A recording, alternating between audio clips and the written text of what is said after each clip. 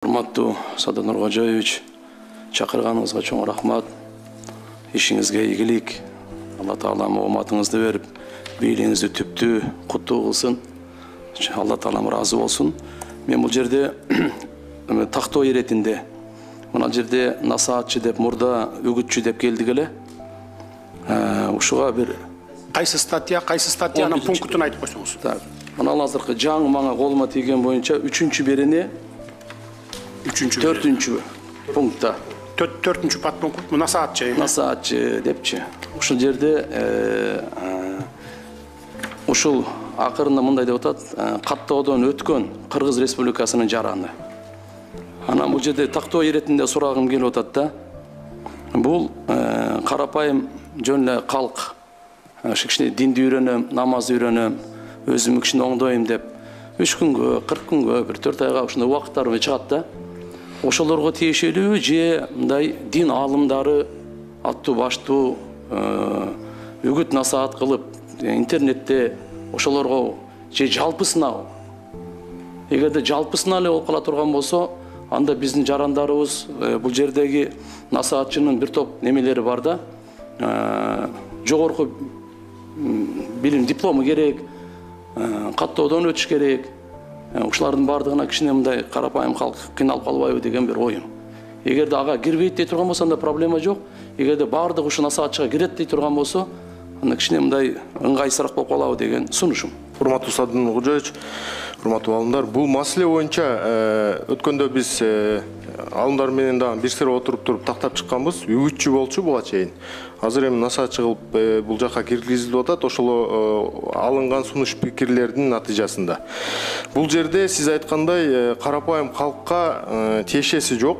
Бул ошол именно фатва берип, например, YouTube канал, WhatsApp, соц тармактарда өздөрүнчө чыгып алып туруп фатва берген учурлар көбөйүүдө да. Ошолордун ишмердүүлүгүн көзөмөлгө алуу максатында киргизилген берене булчу.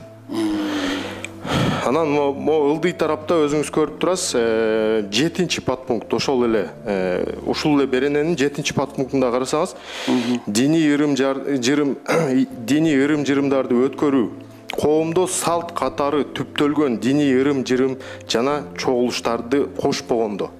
То есть бизде салт болуп калган дин таратуу ыкмалары аларга вообще тиешеси жок бул нерсеничи. Сен тагыраак айтчы мына, мен азыр толук жооп ала алган жокмун. Максат ажы деле ала алган жок окшойт. Мына насаатчы деп. Бул жерде жанагы мыйзамда белгиленген тартипте каттоодон өткөн Кыргыз Республикасынын жараны дейт. Молдолорго тиешелүүбү же жанагы чыгып насаат айтып жүргөндөргө да тиешелүүбү деп сурап атасыз да сиз, туурабы? Мындай бизде жалпы эле кичине дин үйрөнөм деп чыгат да. Кичине таратты үйрөнүп алайын, социалдык, экономикалык, үй бүлөлүк абалдан кыйналган адамдар кичине өзүнүн мечиттерге барып жатып алып насаат айтат. Ошол жерде дарат үйрөнөт, намаз үйрөнөт. Анан кийин Кудайдан коркуш керек экен, ынтымак болушубуз керек экен деп кичине аз-маз чакырат. Ошого да тиешелүү же азыркы мындай аттуу баштуу көрүнгөн фатва бере турган алымдарга эле тиешелүү дейм да. Ушул разница. Насаатчы деген термин чоң болуп атат да. Насаатчы деген сөз бул үгүтчү деген сөздөн жогору статусту ээлейт. Насаат деген сөздүн мааниси насаат айтат, акыл айтат, үйрөтөт, билимин таратат. Ага интернеттен, массалык маалымат каражаттарынан, мисалы үчүн бүгүнкү күндө сиз, Садыбакка Саажы мына силерде жүрөт. Ошол билими бар адамдар гана элдерге ислам динин жайылтууга акыгуу бар деп атабыз. Ал эми бардык жарандар жана сиз суроо берген мечитке барса, мечитке барып өлүм житимдерде Куран окуса, жана ресторандарга барганда Куран окутпай, аларды бардык эле барып кимди чакырып келсе ошол окуй берет. Бирок насаал айтып, акыл үйрөтүп, фатва берип, динди жайылткан адамдар билимдүү болуш керек, статусу жогору болуш керек, ошон үчүн насаатты деп жазылчу. Ал эми насаатчыга ошол зеленый свет карточканы муфтият берет. Алар текшерип, бул жарайт, бул жарабайт деп, ошол тартипте отпайсызбы? Бул мыйзам тартипке келтирет деп. Мына тартиптин башаты ушул. Толуктоо иретинде дагы бир маселе бар бул жерде. Эгер дин тарат насаатчы бир жердин имамы же болбосо бир жерде мугалим, мударис болуп иштесе медреселерде, например, да, или катардагы эле бир кызматкер болсо муфтияттын системасында, ал автоматтык түрдө каттоодон бошотулат. То есть официальный представитель молдолук кылса мечитте же болбосо райондун имамынын карамагында иштесе же казиятта иштесе медресе иштетсе расмий диний кызматкерлер автоматтык түрдө каттоодон бошотулат. Түшүнүктүү. Так. 6-берененин 5-эмесиде диний окуу жайларда жалпы орта билим берүү 11-класс жөнүндө мыйзамдар ылайык алар билим алгандан кийин окууга укуктуу дейт да.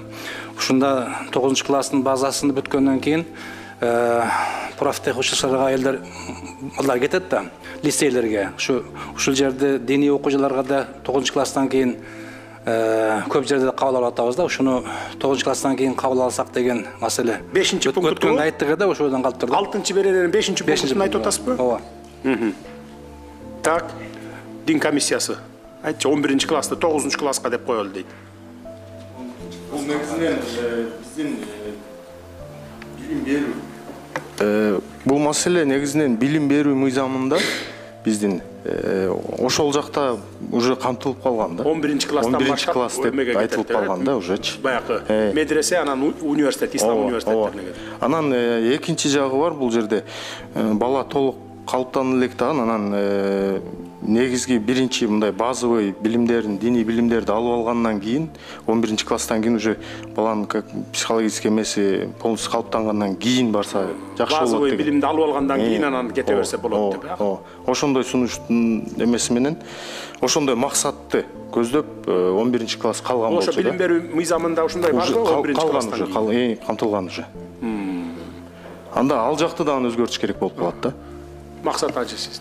Бұл жерде мен жеке ойым, биздеги конституция боюнчачы милдеттүү жалпы негизги билим менен орто негизги билим да.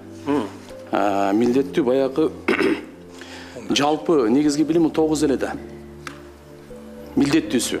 Ал эми орто билим болсо, бул укуктуу. Анан эң негизинде көбүнчө ата энелер бала кичине чоң болуп 10-11 класс болуп калганда кылмышкерлик, каракчылык, бузукулукка кетпес үчүн балдарын медресеге берет. Ошол моменттен ошон үчүн мына жердеги жалпы конституциянын талабына деле жараша болот. Бул 9-дан кийин болсо жакшы болмок. Ал максат ама, ал маселе бизде бул жерде каралган мыйзам долбоорундачы. Вот жана биздин балдарыбыз секцияларга барышып атпайбы? Спорт секцияларыначы. Ошол сыяктуу эле бизде, например, орто мектепте окуп аткан биздин балдар орто мектептин окуусун бүткөндөн кийин абеттен кийин 1-2 саатка билим алууга, диний билим алууга укуктуу. Ал нерсе каралган. Бул негизги диний билим алуу, жогорку диний билим алуу максатында кетчүлөргө айтылып атат да, 11-класстан кийин кетсин депчи. Сиз айтып аткан маселе ал бар. Базовый религиозный образованияны алыша берет. Курстарга барышып элечи. То есть бул мыйзам жогорку окуу жайга, жана ислам университетине бара турганда 9-дан эмес 11-ден барсын, бүтүп алып барсын деп атабыз, э? Ооба. Ана Куран жаттайм дегендер медреселерге эме жок да бизде, барып атпайбы? Жаш балдар окуп атат. Алар окуп атат, ал маселе жок. Даже 1-класстан барса деле ага эме жок. Каршылык жок ага. Медреселерге барып окуганга негизи каршылык жок. Биз ага каршылык көрсөтпөйбүз ага. Каршылык жок энди. Бул ошо жогорку окуу жайларга экен да. Диний жогорку окуу жайларда деп кошуп койсоңор да болот экен ушул жерин. Могу жерде. Жакшы болмок. Жогорку окуу жайларга деп койсо кошуп жакшы болмок. Жогорку деп койгула, кошуп койгула могу жерден. Жогорку деп деген сөздү диний жогорку окуу жайларда деп койгула, ошондой эле түшүнүктүү болот калганы баары. Тактоо иретинде мына 12-беренеде 1-пунктта. Диний окуу жайлар борбордук башкаруу органынын муфтият балансында гана болушу керек деп. Эми бул баягы юридикалык жак го. Анан кийин мен ушул жерде сунушум көзөмөлдү бекемдеп, анан кийин баягы лицензия жана башка ансы деле азыр госкомиссия муфтиятта көп көзөмөлгө кирип атат. Ушуну муфтияттын балансында болбой эле, мечиттер муфтияттын балансында болуп, бирок частный, жеке менчик бирөө кура турган болсо, анын муфтияттын балансына өткөрүп берип койсо, кийин мындай ишмердүүлүккө суу сап деле мындай эмеле болуп калат да, суу эле калат. Ушул жерде мен жеке өзүндө эле калса деп айтат элем. Бир эме болуш керек да, пирамида, бийлик. Мисалы биз силерге берип атпайбыз, муфтият менен аалымдар кеңешин күчтөгүлө деп атабыз. кыйын аалымдардын баарын киргизгиле ошол жака деп атабыз. Анан баары бир эмеге баш ийген туурада. Мисалы мен өзүм барып алып айылыма барып туруп бир медресе салып алып туруп анан бирөөнү коюп алып бул менин медресем, анан мен эч кимге баш ийбейм, сага бербейм деген бул туура эмес болуп калат да. Мен да мечит салгам ал убакта баягы 2000-жылдары эле атамдын көзү тирүү кезде. Дароо эле ошол жылы өткөрүп бергенбиз. Мынакей деп туруп баардык документтерин бүтүп салып, мына мечит муфтияттыкы деп туруп, областтыкы деп. Анан молдолорду да ошол област койгондо бир эме порядок болуш керек да, тартип болуш керек да. А то колунда бар адамдар көп да бизде республиканын баардык булуң бурчунда мисалы. Анан ар бир айылда эле барып алып, же болбосо бир район центрине барып алып, салып алып эле анан өзүм башкарам, бул менин өзүмдүн медресем болот деп ар ким өзүнчө башкара берсе анда кандай болуп калат анда. Бул жагынан сизге макул эмес менен. Ал медресе салабы, мечит салабы, Алланын ыраазычылыгын алайын деп салып атат да. Анан алып анан менчик мечит кылып алсак анда болбой калат да. Ошону салып, мынакей деп туруп, Аллах көрүп турат. Мына деп туруп мечитке өткөрүп бериш керек той үстүгө, муфтиятка, балансыңа коюп берейин мына деп туруп. Ошондо эки эсе сообун алат. Салып бергени бир сооп, өткөрүп бергени экинчи сооп болот да, мына деп. Эң туура, президенттин айтканы эң туура. Жана 4-чү статьянын эшик кагуу боюнча бир талкуулап коебузбу? Ал боюнча пикир кандай? Бир пикирге, бир орток пикирге келдик, туурабы? Дин таануу максатында диний багыттагы объекттерди кошпогондо. Бул тууралуу Урматтуу Санар Кожоевич бир канча жолу сиздин алдыңызда кизинче бетарчылыкта кылып койдук, канча эме кылыпчы. Анан баардыгыбыз муфтият, анан башка алымдар менен деле келишип бир пикирге келгенбиз. Анда бир жерге подпункт кылып киргизип койсо болобу, мындай кандай десем, мечитке чакыруу тыюу салынбайт деп конкретно. Жок, мечитке вообще тыюу салынбайт, мечитке чакырууга. Анан азыр жаңы мындай заманбап 21-кылымдагы технологияларды пайдаланып атат да, туурабы? Мына жана айтып атат, сиз мисалы үчүн WhatsApp аркылуу канча деген, жүздөгөн, миңдеген кишилердин жүрөгүнө такылдатып атпайсызбы? Обязательно эшикти такылдаткан ал эми азыркы актуально 21-кылымда анын эң биринчи эле максаты, философиясы баягы Кудайды эстетүү да. Мына азыркы жаңы коммуникациянын шарттары менен толук кандуу ушул жанагы тиги даваттын омурткасы десе, азыр современный омуртка бар мына бүт жайылса болот. Үнүңөрдү, главное үнүңөрдү, сөзүңөрдү, ниетиңер элге жетип атат да. Россия жергесинде жашап жаткан биздин мекендештер тиякта балдары мектепке, бакчага жаштан баргандыгы себептүү кыргыз тилин дээрлик унуткан. Анан атайын кыргыз тилин үйрөнүш үчүн айыл катенесине жөнөтүп өткөн бияка жайкы салууда. Анан ошодон пайдаланып суранып атышат да бизден. Ушу жайкы салуудан пайдаланып биз мечитке берсек болобу балдарды жайкы эс алуу учурунда окуу лагерлерине деп. Анан ушул мен көрбөй атам да мына жерде лагерь уюштурулуп калып атат да биздин муфтияттын уруксаты менен жайкы салууда. Анан тияка октайлы десе башында сөз сүйлөнүп өтпөдү, ар кандай агамдарга кирип балдар кичине кыйналып атышыптыр. Ата-энелерине баш ийбей, кече мен Россияга бардым эле, ошолор талап кылышты. Ошону бир жөнгө сала аласыздарбы, бизге бир шарт түзүп бере аласыздарбы?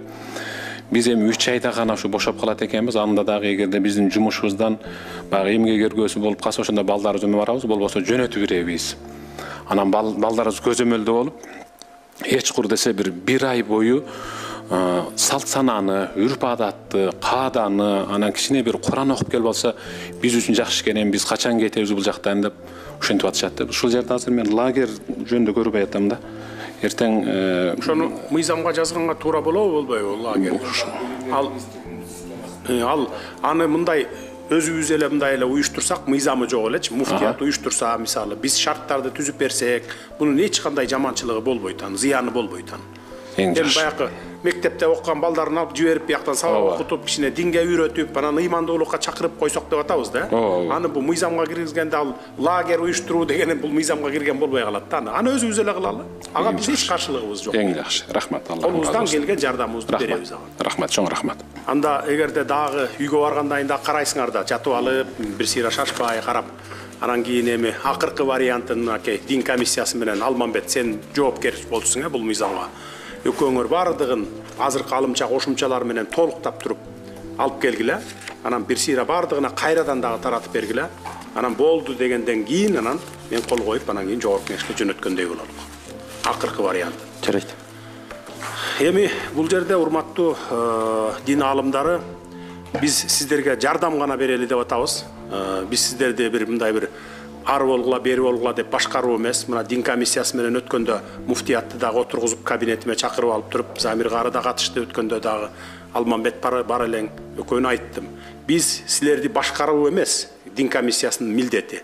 Координация кылуу. Эгерде туура эмес динге кетип бараткан болсо, мындай бир коркунуч жаратып аткан болсо мамлекетке, анда ошол жагынан гана. Атак силер буларды баягы башкарып алып, ары бол, бери бол, мындай чечим чыгар, тигиндей чечим эмес. Биз чечимди бүт муфтият менен дин аалымдарына берип атабыз. Мен жана сөзүмдүн акырында айтайын деп атканым, могу күчтүү биздин аалымдарды да аалымдар кеңешине киргизбейсиздерби? Bir мындай bir kulak болуп туруп, bir piramida болуп туруп, анан кийин мына муфтият менен аалымдар чечими кеңеши кандай чечим чыгарды ошону аткар деп туруп, баарын мынтип туруп үстөлдү бир уруп аткардырбайсыздарбы? Ошондо биз дин тармагын бир укмуш калыбына келтирип алган болот элек да. Эч кандай бир хизбут тахрир, якын инкар, мисалы якын инкарлар аябай мындай радикал болушат турбайбы булар аябай? Берки хизбут тахрирларды ошондой болот экен. Биз бир эле кыргызбыз го. Бир эле мусулман динин ханафи маскабы менен эле кетпейли. Ошолордун баарын өзүңөрдүн алдыңарга алып келбейсиңерби? Аалымдар кеңеши менен муфтияттын алдына. Ошол сиздердин көмөк. Биз күч колдонуп аларды камап, анан аларды неме кылгандан көрөкчө силердики тезирээк дагы сиңет да аларгачы. Тезирээк силер бура аласыңар да ошону. Ошон үчүн могу аалымдар кеңешине мына Мақсат ажыны, Токтомушев, Садыбакас Дөөлү ажыны, Нурулло шейх дейт, Абдурахман шейх дейт. Мен буларды интернеттен көп көрөм. Насааттарын көп карап тыңшайбыз. Миллиондогон көрүүчүлөр бар. Анан ушуларды дагы киргизбейсиздерби? 21-дин арасына же болбосо 25 кылып койгула, же 21-дин арасына киргизгиле. Эми бул менин сунушубуз, эми силердин ишиңерге кийлигишпейбиз го, конечно. Кандай шайланат, кандай коесуңар, мен деле билбейм муну. Просто аалымдар кеңешин алсам, ошо 21 киши бар экен, мен жокторун айтып атам да. Bir ынтымакка келбейли. Ынтымак бар жерде ырыс бар дейт. Ынтымак болсоңор, bir муштун болсоңор, тез эле иретке салып коебуз бат эле. Жыйынтыктайлы, жыйынтыктардын алдынан да дин комиссиясы менен Алмамбет азыркы бүгүнкү сунуш, түшкөн сунуштарды оңдоп, толуктап жанагы жерге, анан кийин ошол сунуш берген адамдардын кол койдуруп туруп анан мага алып келгиле мыйзамды. Ар бир бетине кол койгула. Анан сунуштары кандай сунуш түшсө биз кабыл алдык да ошонун баарын. Так ошондой кылып туруп, анан кол койдургула. Мисалы, Мақсат ажыдан түштү, Садыбакас ажыдан түштү, дагы четте отурган калпак сиз жаш баладан. Андан түштү, дагы кимдерден түштү? Сизден түштү. Бакыт мырзадан түштү. Ушуларга кол койгузуп алып туруп, мынакей бүттү деп туруп алып келгиле, анан мен акыркысын оформить этип туруп, анан жөнөтөлгө апараттым. Анда жыйыныбызды жыйынтыктайлы, келип бергениңиздер үчүн терең ыраазычылык билдиремин. Алла разы болсун. Ишибиз алдыга жыла берсин. Тынччылык болсун.